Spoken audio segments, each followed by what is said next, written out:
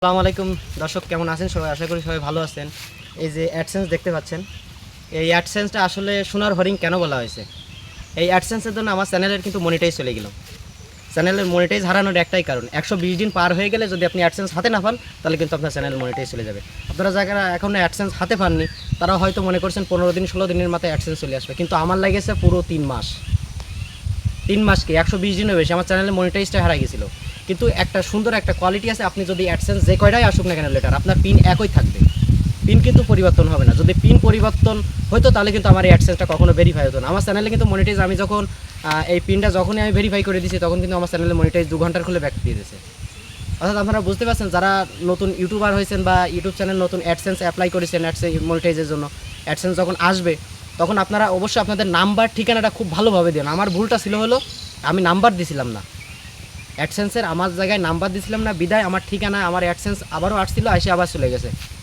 যার কারণে আপনারা যখনই অ্যাডসেন্সটা অ্যাপ্লাই করবেন, অ্যাপ্লাই করার সময় ওই জায়গায় আপনার সবথেকে কোয়ালিটিফুল আপনাদের গ্রাম, তারপর পোস্টাল কোড, হ্যাঁ, আপনাদের থানা, এই জিনিসটা ভালো করে দেবেন।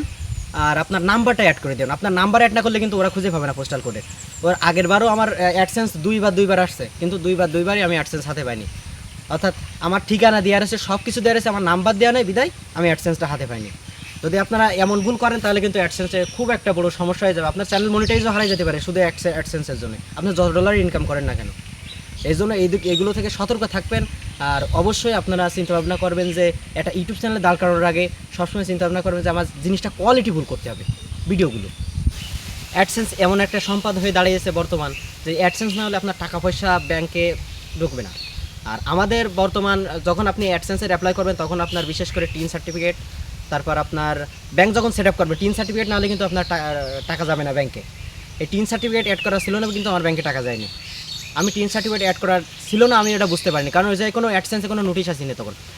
আপনি অ্যাডসেন্সের ভিতরে ঢুকবেন, আমি যেখানে ঢুকে দেখা দিচ্ছি আপনাদের। এখন এই জায়গায় যদি আপনি ঢুকেন, তাহলে সব কিছু বিস্তারিত দেখতে পারবেন, ডিটেলস, যে আসলে এখানে অ্যাডসেন্সের কী আছে, সব কিছু বিস্তারিত এর ভিতরে রয়েছে। সো আমার চ্যানেলে যারা নতুন আছেন অবশ্যই চ্যানেলটি সাবস্ক্রাইব করে দিবেন।